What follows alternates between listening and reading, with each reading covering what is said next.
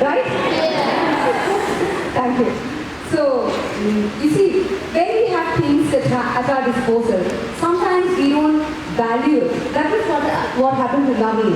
And I told you yesterday, I come from a background where I'm not a Catholic, and I was not brought up as a Christian, but I was brought up as an atheist. That means religion was kept away from me. So when I was 18 years, I joined college, and there first time I went for the prayer meeting, and the first thing that attracted me, I told you a glimpse of it yesterday, was when it was shared in the prayer group that there is a God who comes to meet you every day. That is something very strange for me, and I couldn't take it because in life, I think in real life, you don't get anybody who comes to meet you every day. Do you have anybody? If you are in love, probably in a relationship, you have probably the lover meeting the beloved every day. Am I right? Yes? Yeah, you see how many people have got experience. Very good. So you see, this is an experience we all go through. Now we said if it is not so, we are not normal. We are all normal human beings, right? So we are all gone through it. I always relate to the relationship with God, to the relationship of the lover and the beloved. That is how. No, I am God's beloved, and He is my lover. So now you can relate. No, this lover, who is our God, comes to meet you every day. And this is something very strange. I thought, I'm not a Catholic. There was no need for me to go to church every day because I'm not a Catholic. But this thing, attracted me. There is a God who's coming to meet you every day. I have to be there. So I started going for Mass every day. But after 3 months, I went for a retreat on a weekend like this without the permission of my parents. And my father came to meet me on a Saturday morning, and he finds me. We went on the Friday evening. The retreat is for Saturday and Sunday.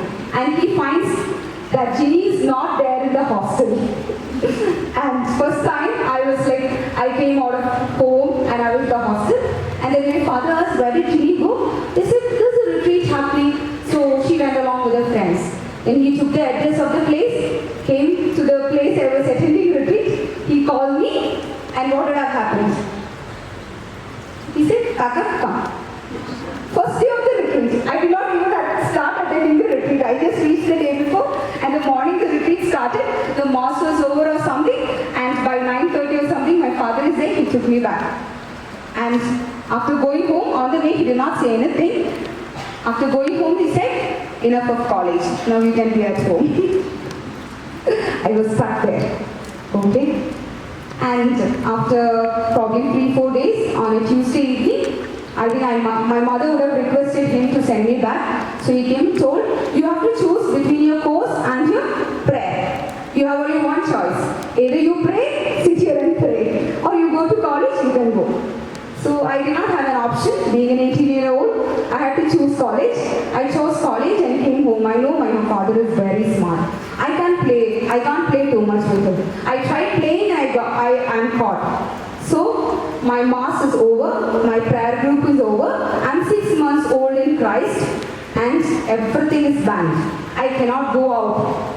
So I was at home, and every day morning when my friends go for Mass, I literally feel like crying because I cannot go. And I already 3-4 months of experience of going for Mass and being in the prayer group.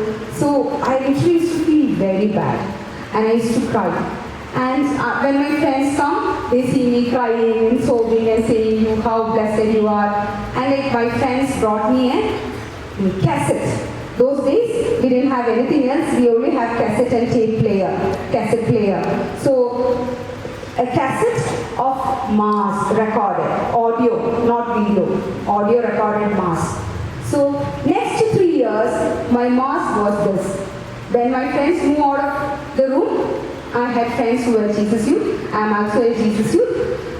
So when they go out for daily mass, I used to play. Next 3 years, I used to listen to the audio cassette of the mass and attend mass. And I had to wait 10 years to be part of the Catholic Church and to receive the Holy Communion. But all these 10 years, God prompted me to go for Mass every day. I never missed Mass. And many times, people have got attracted to the Mass because they see me coming for Mass and going back without receiving communion. After 1 week, 2 weeks, 3 weeks, they'll come and ask me, why Jini, you're coming daily for Mass? Even the priest of the church or the chapel would ask me, why are you not receiving the Holy Communion? I would say, I'm not a Catholic, so I cannot receive it. So, this is actually helped so many people to get back to the value of Holy Eucharist. When you have it right at your disposal, you don't value it. Why I value it is, I had to wait for 10 long years. After 4 years of my college, I did engineering. After that, I started working. I had organized prayer meetings in so many places, in professional colleges, engineering colleges, medical colleges. I organized prayer meetings, I start prayer meetings, organized retreats, everything. But one point, I am not equal to anybody there. They have Christ. They can receive Christ.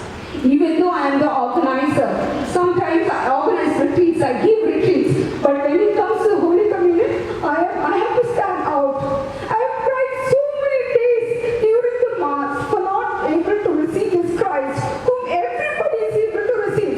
Even the person who's done his confession today, no, after so many years, can receive if they are a Catholic. I've been a practicing Catholic for long years.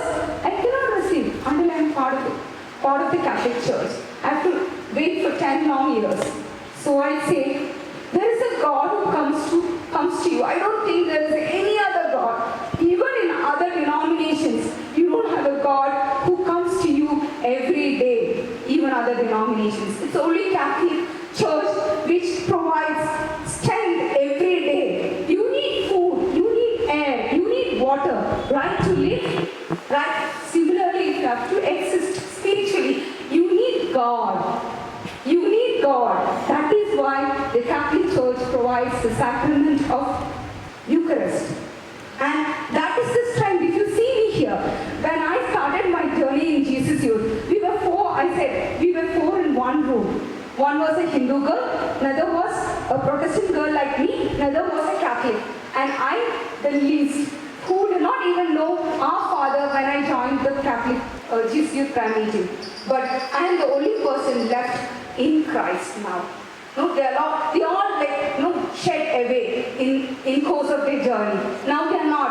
I am a lay missionary, completely committed. I left my job and I've been working as a full-timer for the last 18 years. If you ask me what made me what I am today, is my commitment to the Holy Eucharist. Even when I couldn't receive the Holy Eucharist, being there and receiving Him spiritually made me what I am. So, as Naveen was saying, how to go ahead. It's not very difficult. It's easy. Get up every morning, go to the church, receive Him. And you'll keep going. You'll keep going in the right way.